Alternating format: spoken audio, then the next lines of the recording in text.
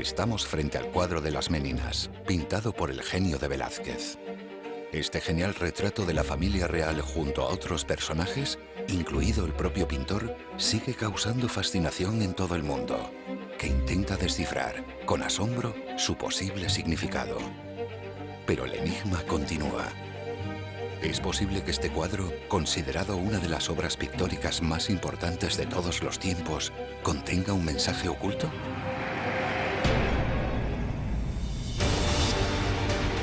Hemos observado las estrellas durante millones de años. Se han sucedido guerras. Han nacido y han perecido civilizaciones, culturas y religiones. Un mundo cambiante bajo un eterno cielo. Sabios, sacerdotes, astrólogos, alquimistas han intentado descifrar el gran enigma que se oculta bajo las estrellas. Ha llegado el momento de mirar hacia arriba.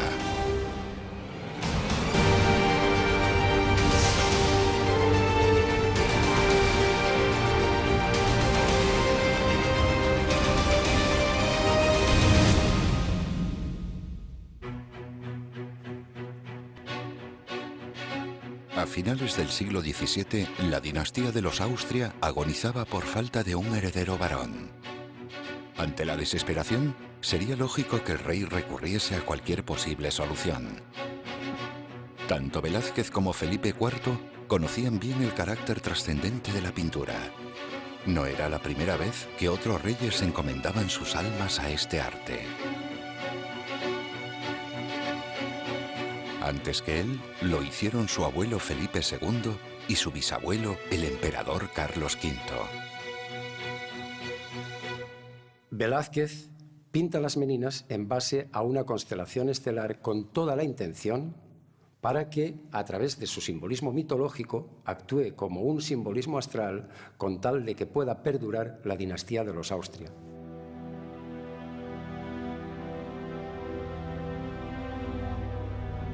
Felipe IV llevaba en su ADN una extraña fijación por la pintura y sus mensajes ocultos.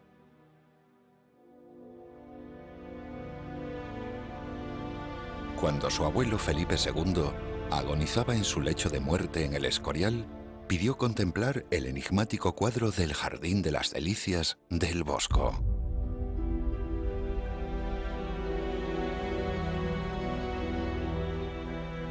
Lo mismo había hecho antes su bisabuelo, el emperador Carlos V, en sus últimos momentos de vida en Yuste.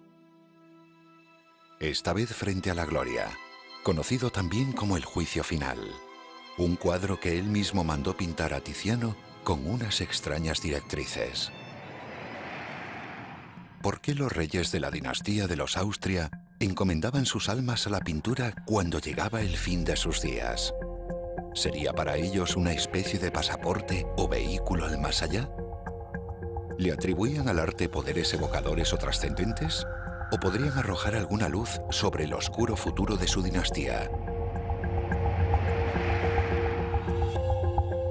El concepto de arte por el arte, el concepto del arte como elemento decorativo y nada más que decorativo, es una boutade, un invento del siglo XX.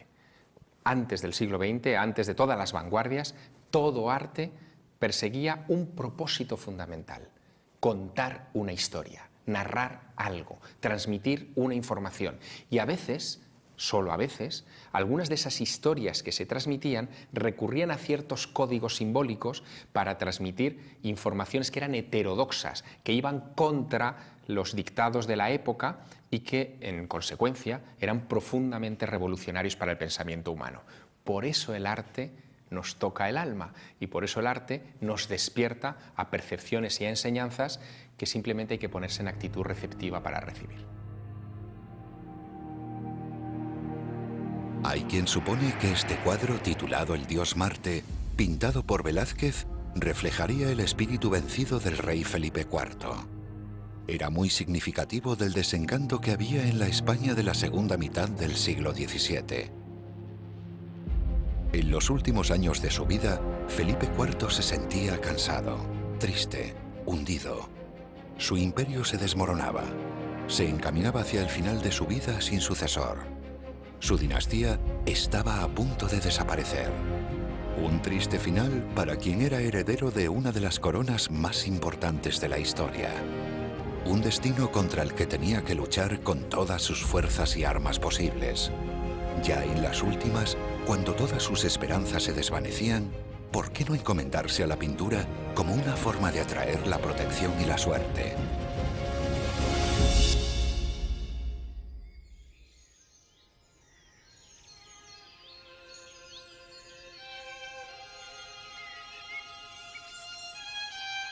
La dinastía de los Austria estaba a punto de acabar por culpa de la endogamia, debido a su política que resumía una frase que circulaba en aquel siglo XVI y decía: hagan otros la guerra, tú feliz Austria, cásate, porque lo que los reinos de Marte dan a los otros, a ti te lo concede Venus. El miedo a no poder continuar la estirpe ya venía de lejos. Felipe II, abuelo de Felipe IV, ya decía: el cielo, que tantos dominios me ha dado, me ha negado un hijo capaz de gobernarlos. En 1656, la corona española está atravesando un momento bastante delicado.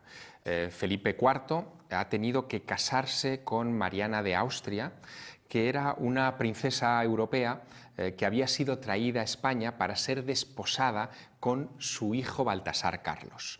Baltasar Carlos, que era el heredero de la corona, el hijo varón con 17 años que prometía ser el mejor monarca de la historia de este país, de repente fallece en Pamplona, probablemente de una apendicitis, y a partir de ese momento la corona se queda sin heredero varón. Es un momento dramático.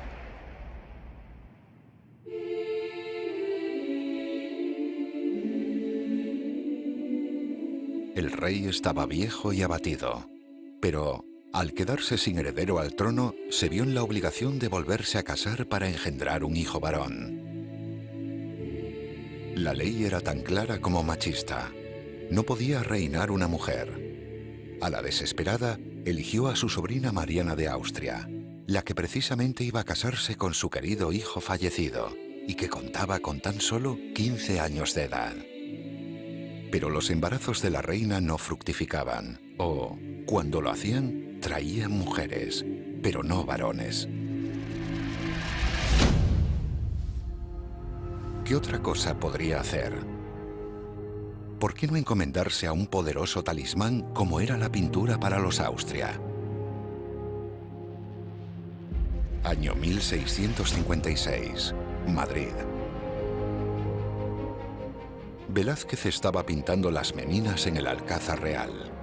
Como pintor real, ayuda de cámara y persona muy cercana al rey, el artista siente la responsabilidad de contribuir, como pueda, a que la monarquía supere sus problemas.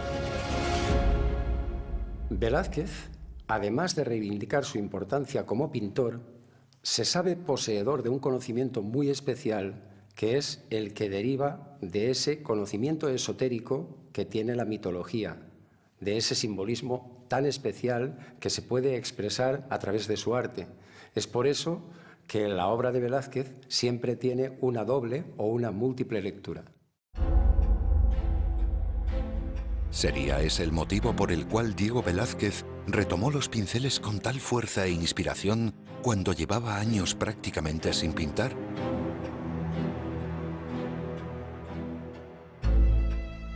Estamos en el Museo del Prado, en Madrid, una de las pinacotecas más importantes del mundo. Aquí se expone Las Meninas de Velázquez, uno de los cuadros más famosos e innovadores de la historia de la pintura que se ha prestado a todo tipo de enfoques, interpretaciones, elucubraciones y estudios sin fin. A pesar de ello, sigue envuelto en el enigma. ¿Qué representa? ¿Con qué intención se pintó? El cuadro parece casual, parece que has hecho una foto en un instante cualquiera en el que se detiene el tiempo y hay un niño que empuja al perro, los otro están haciendo cosas y parece que allí pues no hay mayor intención que rescatar un momento de realidad. Falso, esas son las grandes mentiras. Le pasa a las hilanderas, le pasa a las Meninas. No es un momento cualquiera de un instante costumbrista de algo que pudo haber sido. Es eso en la primera fachada, pero ahora empiezan las capas, ¿no? Y luego está el tema de qué demonios cuenta ese cuadro. O sea, cómo es posible que durante muchísimo tiempo ese cuadro haya estado catalogado en sus orígenes como la familia de Felipe IV, y resulta que de los 9 personajes que hay allí, solo uno es familia de Felipe IV. Pero si observamos el cuadro con atención, nos daremos cuenta de un detalle realmente intrigante. La disposición de los personajes en el cuadro de las Meninas no era casual. Los rostros más claros de las Meninas forman una especie de U en la parte central de la pintura, donde el eje es la infanta Margarita, una de las hijas de Felipe IV. Esa U tiene una correspondencia prácticamente exacta con una constelación que se veía y se ve todos los veranos sobre los cielos de Madrid, que es la constelación de Corona Borealis, donde la estrella principal de esa constelación, la que ocupa el centro de la U, se llama Margarita, Margarita Borealis.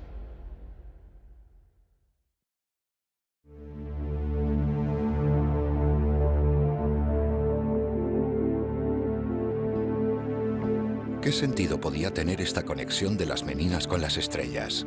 ¿Se trata de algo casual o, por el contrario, contiene algún mensaje en clave? La figura más brillante de las Meninas, y precisamente la que ocupa el centro de la obra, es la infanta Margarita. La infanta Margarita no es casualidad que tenga el mismo nombre que la estrella central de la corona boreal, que se conoce como Margarita Corona, precisamente. Es curioso que la infanta parece estar flotando, no tiene pies, no se le ven los pies como si estuviera en el aire, quizá a modo de metáfora también de que se le está asociando con esa estrella central de esa constelación tan importante para los Austria. Pero hay un dato quizá más relevante. A esta estrella popularmente se la conocía también como la perla o la gema. Y es bien sabido que para el rey Felipe IV su infanta Margarita era la favorita, hasta el punto que la llamaba mi alegría. ¿Sería casualidad que el cuadro preferido por el monarca se titulara precisamente La Perla, conocido también como La Sagrada Familia? Lo cierto es que este cuadro tiene una extraordinaria similitud con las Meninas que puede ayudarnos a dar con la clave definitiva. En esta pintura, el maestro Rafael muestra una composición familiar en la que Jesús también es el más iluminado en el centro, como ocurre con la infanta Margarita en las Meninas. Además, mira al cielo de un modo extraño.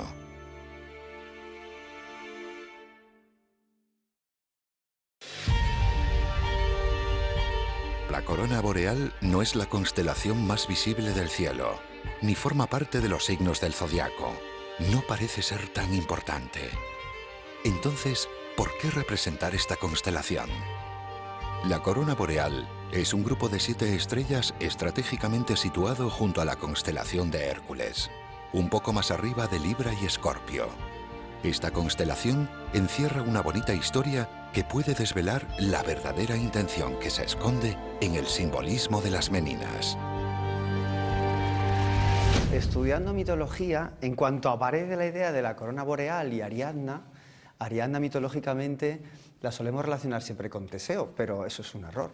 Hay que relacionarla con alguien mucho más importante que Teseo, y es que Ariadna, cuando es trascendida con la famosa corona de Ariadna, es porque se la diviniza como esposa del dios Dionisos, no el Baco flemático y rechoncho que representan los borrachos. No, el Dionisos enigmático, el Dionisos de los misterios, el Dionisos de la religión dionisíaca.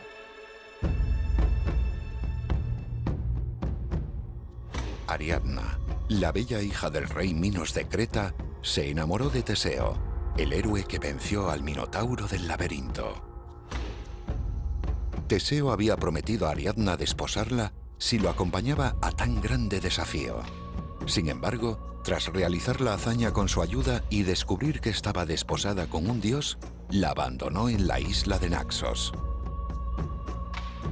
Allí la encontró, desconsolada, el dios Baco, dios del vino y la vegetación, que se enamoró de ella.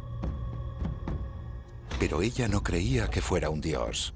Así que Baco pidió a Venus, la diosa del amor, que le diseñara una espectacular corona de oro y piedras preciosas como regalo de boda para Ariadna. Esta se convenció entonces de que era un dios y accedió a casarse con él. Baco se puso tan contento que, lleno de euforia, lanzó la corona al cielo, donde quedó fijada para la eternidad como la constelación de la corona boreal.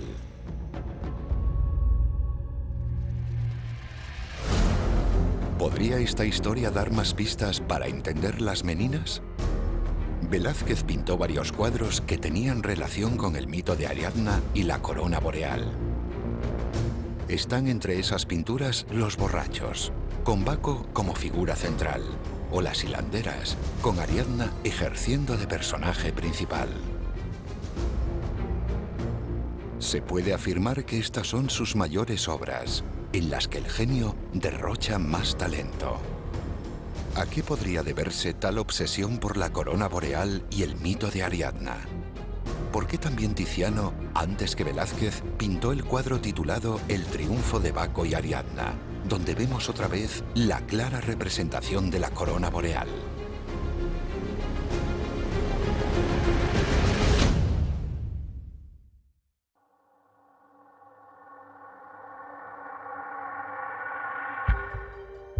La relación del rey Felipe IV con los astros se manifestaba de múltiples formas.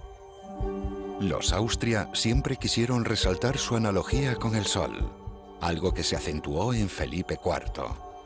En esta época, todo lo que resonara a astrología estaba bajo sospecha ante la grave amenaza que suponía la retorcida Inquisición. Es posible que el monarca y el pintor compartieran un gusto secreto por los astros y que, en caso de plasmar algo en tal sentido, debieran hacerlo de forma metafórica. Había una similitud muy importante entre el ordinal 4 de Felipe IV con el Sol, porque el Sol es el que ocupaba la órbita número 4 según el sistema tolemaico. Además, había un importante programa iconográfico por el que el rey era el Sol, mientras que los miembros de su familia eran los planetas. Familia real igual a familia astral. Es más, hay otro detalle quizá que vincula más directamente a Felipe IV con esta constelación de la corona. Y es que cuando muere, en uno de los programas iconográficos de sus exequias, al rey se le representa ni más ni menos que como a Teseo, precisamente el héroe que mató al Minotauro en el laberinto con ayuda de Ariadna. ¿Dejó el pintor símbolos en sus cuadros únicamente al alcance de quienes supieran leerlos? Si es representativo Velázquez de algo, es de una manera de comunicar que se ha llamado barroco. El barroco no es ni una época, ni una filosofía, ni simplemente un movimiento artístico. Es el arte de mostrarse sin dejar por ello de estar oculto. Pero se dijo que el barroco español es lo contrario. Es el arte de ocultarse y, sin embargo, por eso mostrarse muchísimo más, ¿no? Cada obra de arte barroca pura, especialmente en Velázquez, es un juego de a ver hasta dónde puedes encontrar. Lo increíble de Velázquez, por lo que es genial, ya no solo por sus técnicas pictóricas, es que domina el lenguaje barroco hasta unos límites insospechados. Y cuando digo insospechados es que todavía no nos hemos enterado del todo de todo lo que esconde esa obra. La mitología era un lenguaje esotérico, un lenguaje secreto y, por tanto, al alcance tan solo de ciertos espíritus. Sin duda, Felipe IV estaba perfectamente al corriente de lo que hacía Velázquez cuando desató su desbordante genio al pintar las Meninas. Quizá por eso aparece en el espejo junto a la reina, Mariana de Austria, como dando testimonio de saber lo que se está haciendo allí. La relación del pintor con el rey fue larga y productiva, siendo casi una relación de amistad. Pero en las 2 últimas décadas de su vida, Velázquez pintaba muy poco. De hecho, a partir de 1650, su producción cayó en picado y ya nunca recuperaría su ritmo anterior. Sin embargo, como el propio monarca decía, el pintor siempre estaba enteramente a su servicio y sabía servirle muy bien. ¿Hasta qué punto estaba el rey al corriente del fuerte simbolismo que encerraba el cuadro de las Meninas y la intención que se escondía detrás de la pintura? ¿Qué hay detrás realmente? ¿Hay elementos de carácter mitológico? ¿Hay elementos de carácter astrológico? Parece que los austrias estaban regidos por la constelación de Capricornio, por la aurora boreal también, ¿no? Por la corona boreal, perdón. Entonces, todo ese mundo de la astronomía, de las estrellas que regían la vida de los seres humanos, estaba ahí, está presente en el cuadro. Bueno, pues hay autores que piensan que sí. Hay autores que piensan que esa constelación de Capricornio y esa otra constelación de la corona boreal están de alguna forma en el cuadro porque era las constelaciones que regían la familia de los Austrias. Y todavía en el siglo XVII se seguía dando una gran importancia, aunque de forma más velada que en siglos anteriores, a la astrología. En Francia, Luis XIV, precisamente enemigo de Felipe IV, era conocido como Rey Sol. Prácticamente no había monarquía ni poder sobre la tierra que no buscara ganarse los favores de los astros. Luis XIV, el rey sol de Francia, tomaba el sistema solar como modelo para su monarquía y para gobernar el país. Y no era el único. Hubo muchos grandes personajes de la historia que incluso se consideraban descendientes de los astros, como pasaba con Alejandro Magno o con Gengis Khan.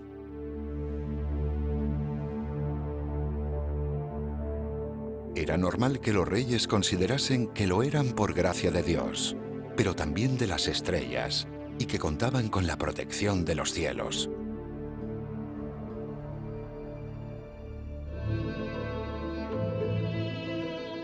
Para Felipe IV no era una novedad.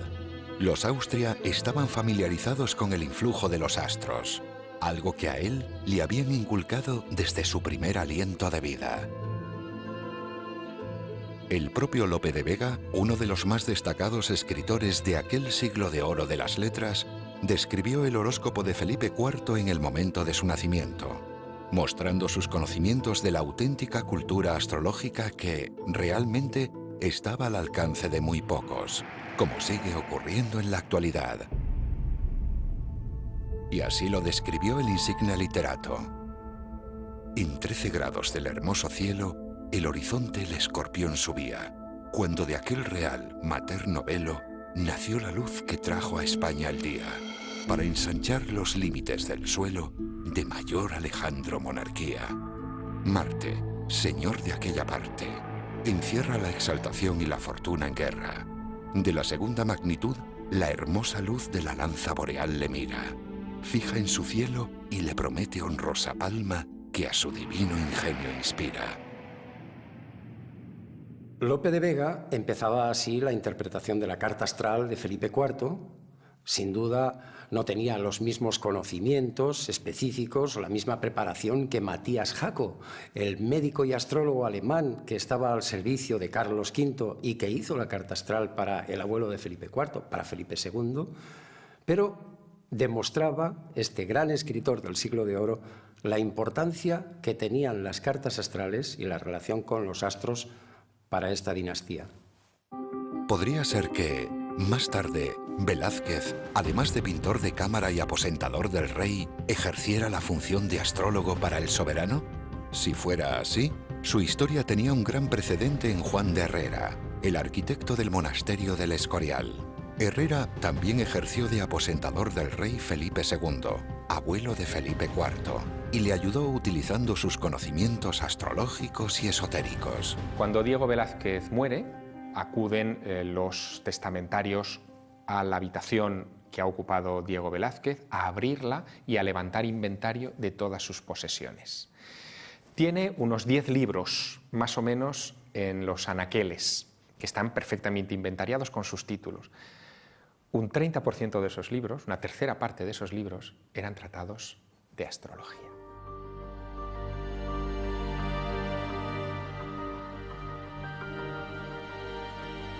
¿Cabe la posibilidad de que el gusto por la astrología que compartían el rey y el pintor fuera uno de sus grandes secretos a guardar?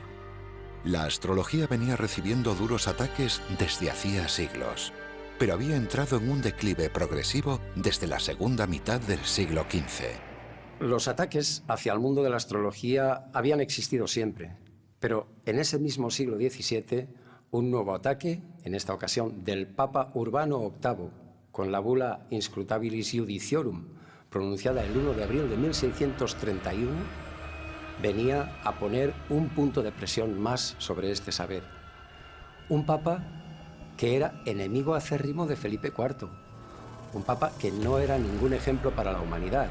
Hay que tener en cuenta que él usó la astrología como un arma arrojadiza para conseguir el papado, y una vez lo consiguió, intentó prohibirlo para que nadie hiciera el mismo uso del conocimiento de las estrellas. Más aún, un papa que llevó a su íntimo amigo Galileo ante la Inquisición y lo condenó por defender que la Tierra daba vueltas alrededor del Sol.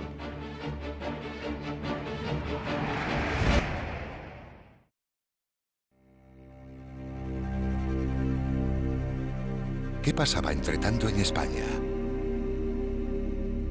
España fue uno de los países donde más terror impuso la Inquisición. Aún resonaban los ecos de las brujas de Zugarramurdi, un proceso de principios de ese mismo siglo en el que la Inquisición torturó y asesinó a decenas de personas, simplemente por celebrar las fiestas paganas de los solsticios y otras similares del culto al fuego.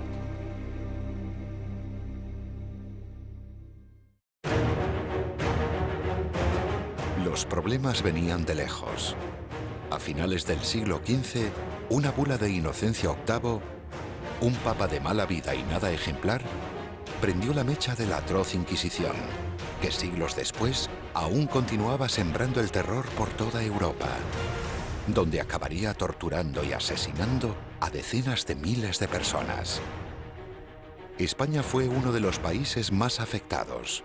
Era lógico que hubiera miedo a expresar ciertas creencias.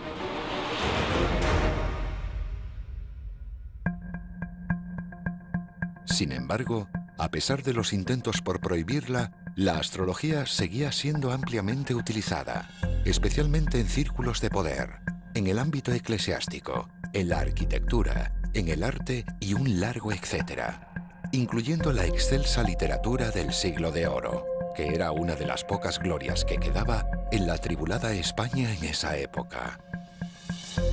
¿Sería ese el motivo por el que la pintura de Velázquez siempre contenía una segunda lectura únicamente visible a quienes supieran leer el simbolismo?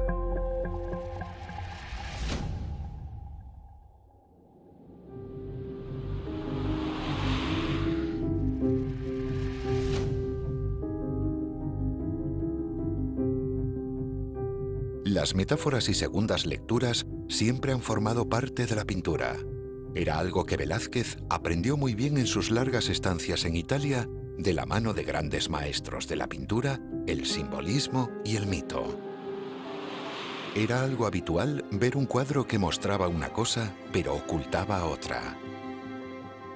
Miguel Ángel, uno de los más grandes artistas de la historia, llenó el mismísimo Vaticano de símbolos secretos y esotéricos con la supervisión del Papa, para quien pasaron totalmente desapercibidos por no saberlos interpretar. Miguel Ángel había estudiado cábala y lo dejó bien patente en las pinturas de la bóveda de la Capilla Sixtina. Roma en ese siglo XVII sí fue un crisol de muchísimo conocimiento. Los artistas habían dejado su legado en Roma. Cualquier formación medianamente seria de un artista tenía que pasar por Roma. Entonces ahí tiene el acceso social para ir a buscar a las personas que le pueden formar con una manera mucho más profunda de entender la representación, la mitología y, más aún, el arte como modo de comunicación. Lo que hace Velázquez es que le da una vuelta muy profunda a la propia filosofía de lo que es representar. Un artista no es simplemente un señor que hace retratos, por bonitos que sean. No, tiene cosas que contar. Un artista es un amante del conocimiento, es un filósofo y detrás de su obra puede encerrar importantísimos mensajes. Esto no había ocurrido nunca en la historia del arte.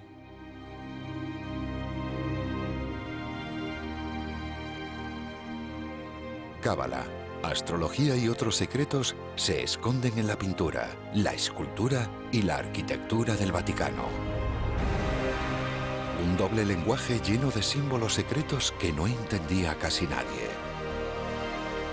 O quizás sí. Sixto IV y Julio II, precisamente los dos papas que dirigieron las pinturas de la Capilla Sixtina, eran fervientes partidarios de la astrología, hasta el punto que encargaron a sus astrólogos elegir los momentos más adecuados para empezar su papado, con tal de disponer de buenos auspicios astrales.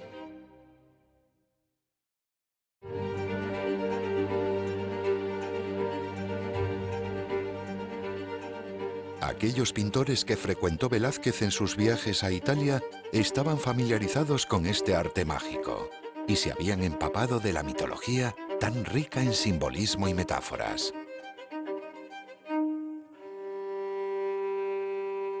El genio de Velázquez quedó prendado y maravillado ante la expresividad plástica, artística y simbólica de todo lo que vio en Italia.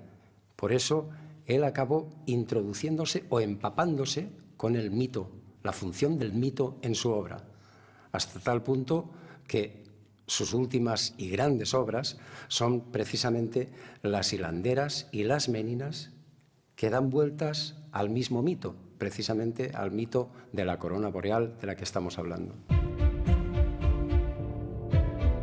No es raro, pues, que, tras un cuadro tan importante para la historia de la pintura, se escondan secretos increíbles y que pasen totalmente desapercibidos para todo el mundo hasta que alguien los descubre. ¿Es lo que sucede con la Última Cena pintada por Leonardo da Vinci?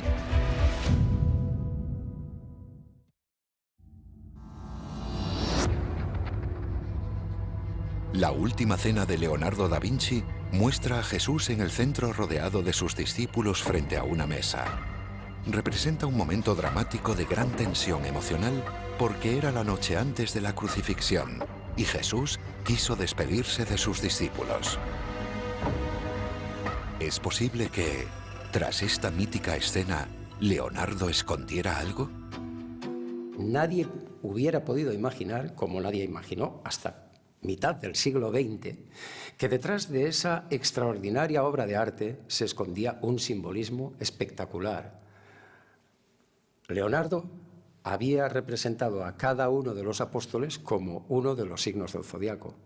Hasta tal punto es así que, de hecho, en los bocetos preliminares se ve cómo intentó hacerlos, en primer lugar, como una cena circular o elíptica, como se representan los signos del zodiaco habitualmente, pero al final decidió representarlos de forma lineal.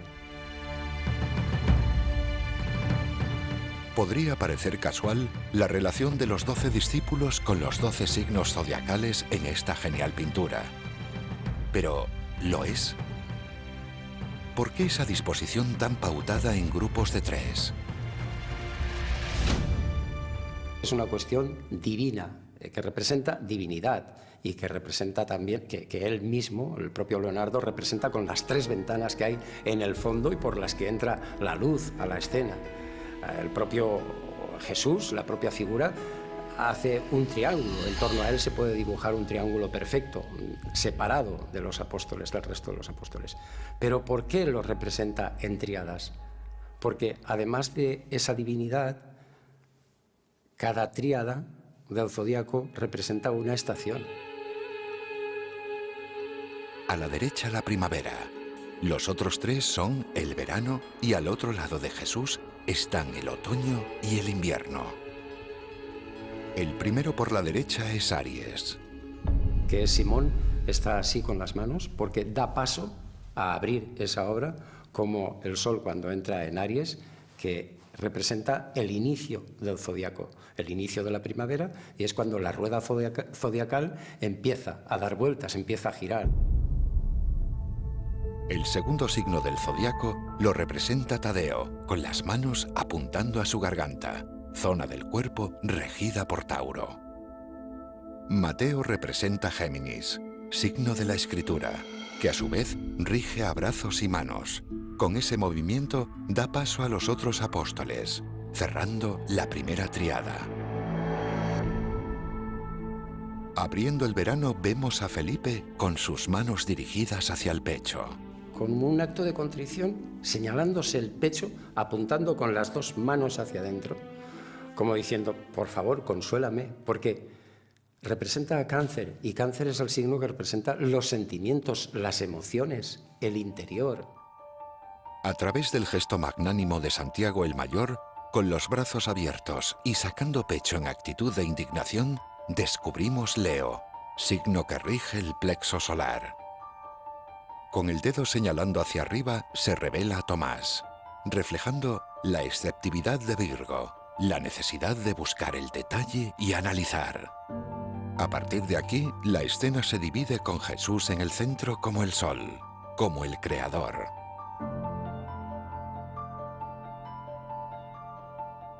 Junto a él, una de las representaciones más enigmáticas, esa figura imberbe, femenina, de gesto triste, largos cabellos y tez pálida.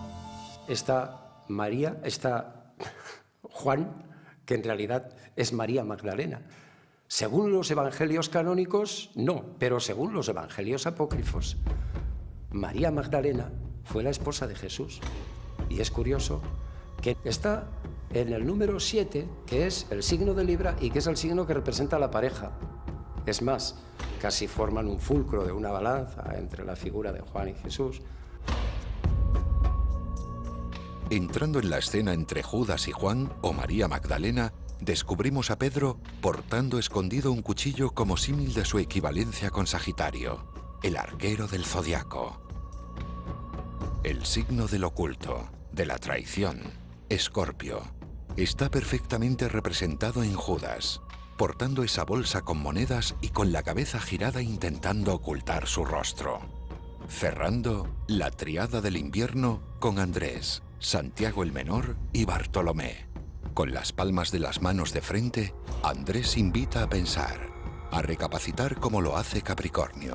Nos traslada a la llegada del invierno, justo el opuesto de Cáncer, el verano, y que Leonardo pinta con las manos apuntando al pecho en ese genial juego de espejos que vemos en toda la obra. A su vez, Santiago el Menor también simboliza lo opuesto a Santiago el Mayor.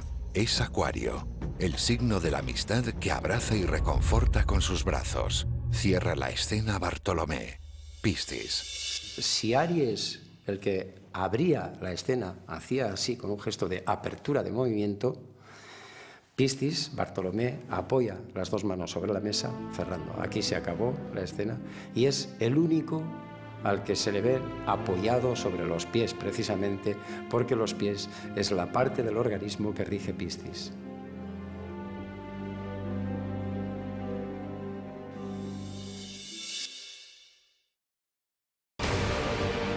Leonardo fue uno de los grandes maestros que emplearon el simbolismo esotérico en la pintura, pero no el único.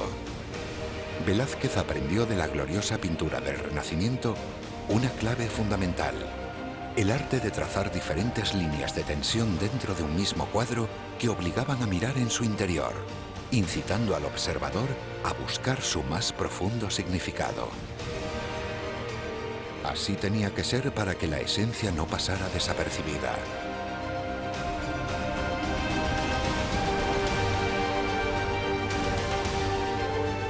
Los mensajes ocultos en la pintura no solo son claros para los iniciados, suponen un mensaje subliminal para todo el mundo que los contempla.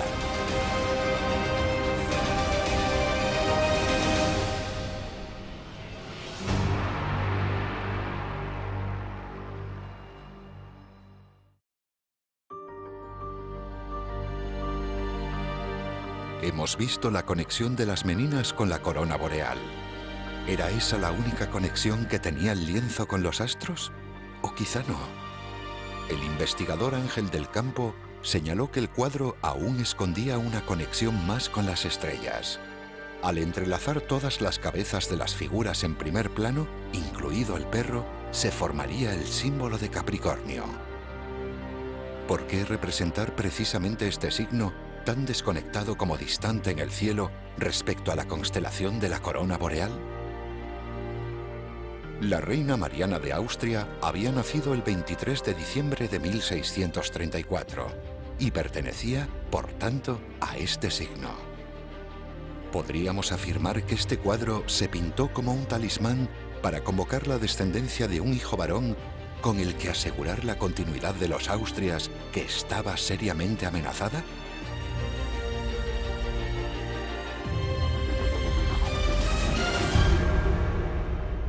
Cuando se pinta el cuadro, los reyes casi habían perdido la esperanza de tener un hijo varón.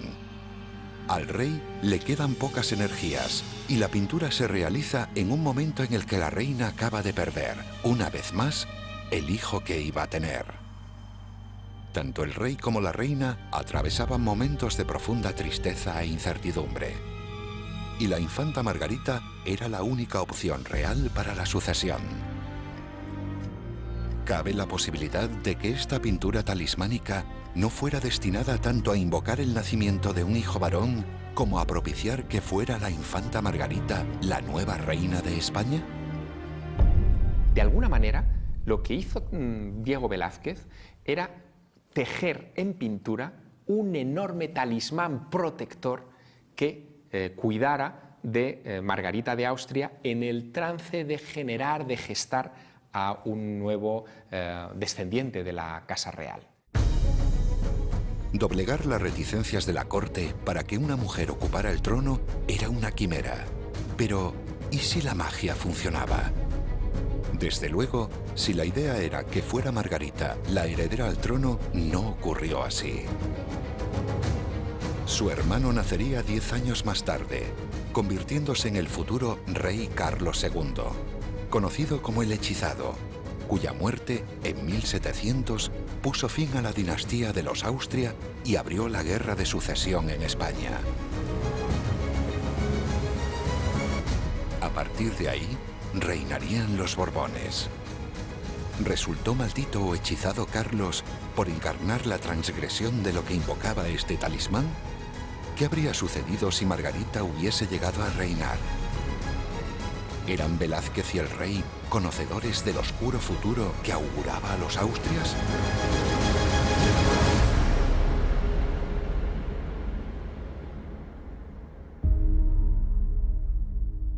¿Fueron las Meninas un intento de cambiar el destino de la corona? Incógnitas que permanecerán ocultas ante miles de miradas y para siempre en la Sala 12 del Museo del Prado de Madrid.